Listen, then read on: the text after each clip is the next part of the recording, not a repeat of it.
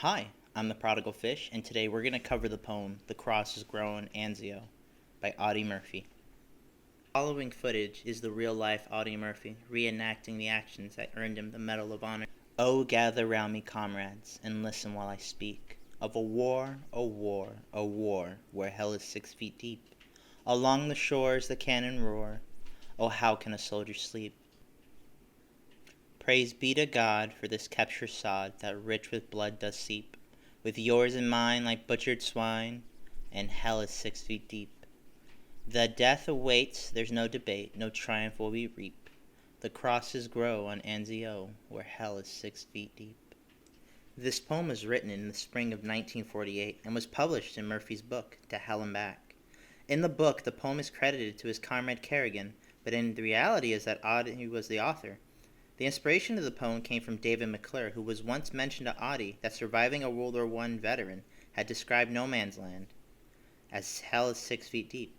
The phrase resonance appealed to Audie, who then penned the poem and presented it to McClure the next day. Audie Murphy is considered one of the most decorated American soldiers of World War II. He pretty much received every medal you can get, including multiple Purple Hearts and the Medal of Honor. He was wounded several times, and he even saw his best friend die. And one of his most amazing accomplishments is during one battle, he climbed on the back of a burning M10 tank destroyer and held off the Germans for about an hour with a 50 caliber machine gun. And the cool part is, after he beat them back, he just walked away. After his time in service, he came back to the United States and became a Hollywood actor, and he has dozens of movies under his name. But one thing about him is he had really bad PTSD, but back then it was called shell shock.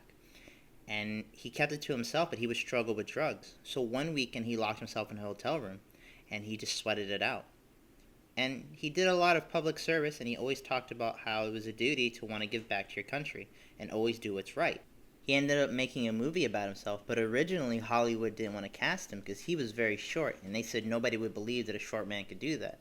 But eventually he did get the role, and he had to play back the exact horrific scenes that he had done before. And he carried himself pretty well, but it did affect him. His life came to an end on May 28, 1971, when a small passenger plane flying from Atlanta to Virginia crashed due to poor visibility. He died very young, and honestly, the world could have used more men like him. The reason why I chose this poem is because Audie Murphy was an actor, and like all actors, they're typically able to hide or feel to pretend to be something else. But he could not escape the horrors that he saw and the lives that were cut down. And that has a lot of credence till this day. A lot of people go into the military or public service, and you're young and idealistic, and as things happen and you see your friends and even strangers die, it affects you. People aren't taught coping mechanisms these days. And if you send people into fights, into the most horrific of conditions, it's your responsibility to give them the tools afterwards. Because after all, you're just creating a conveyor belt of just broken people.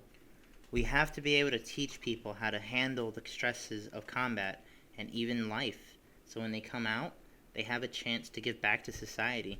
Your oath doesn't end the moment you take off a uniform. It should be for life. Anyway, that's all I got for now. This is the Prodigal Fish, signing off. Bye.